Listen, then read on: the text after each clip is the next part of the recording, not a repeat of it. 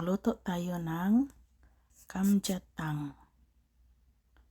Una, pakuluan natin ang backbones ng baboy.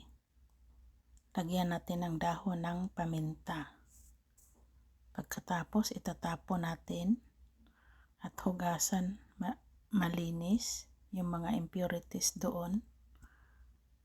At ibalik natin pakuluan hanggang lumambot. Yung na siya, maghiwalay na pagkain. Pagkatapos ilagay yung bawang, sibuyas na dahon at saka sibuyas. At lagyan mo ng kimchi.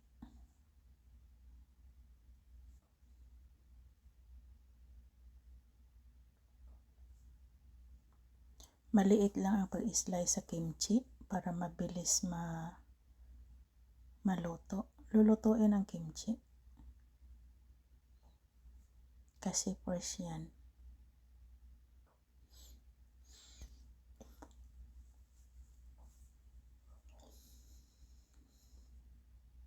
Hindi tayo gumamit ng sandok kasi mga bones ito.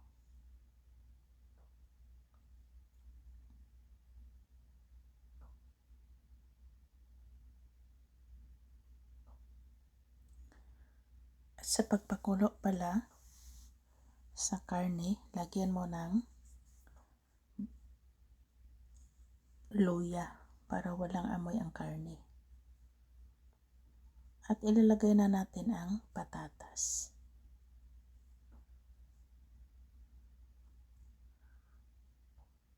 Ang patatas pala is kamja ang pangalan, kaya nagiging kamjatang. Kumbaga, yung tang is lauya, pero hinahaluan ng mga gulay like kimchi.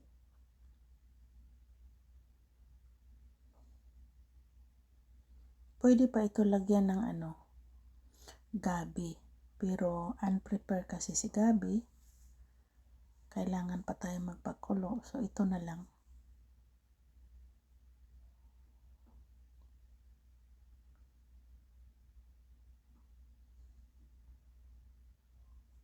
Ayan, ganun kalambot. Yan, malambot na yan ang natin. Backbones, masarap siya. Isa yan sa sabaw sa Korea, yung lauya. Pero mayroong ilalagay na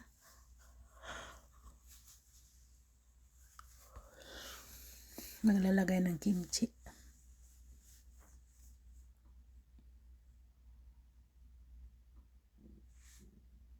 Pakuluan natin. Lagyan natin ng asin.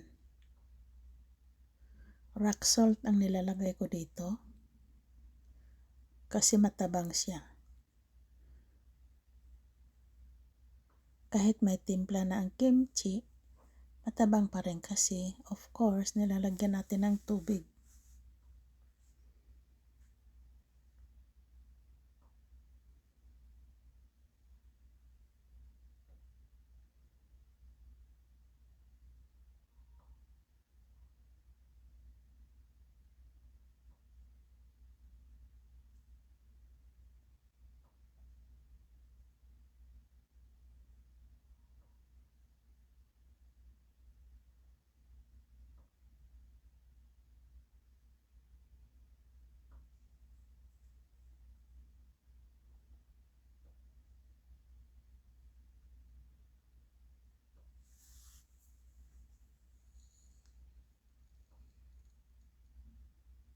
Ayan. Itong ganito siya is luto na yan. Itong kulay na ganito, luto na yan.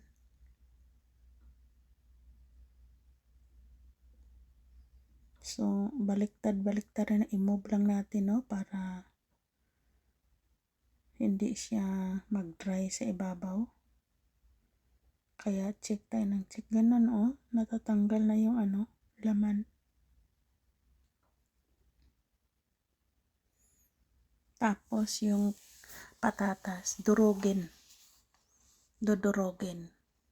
Sa akin kasi gusto ko dudurugin para lalapot ang sabaw.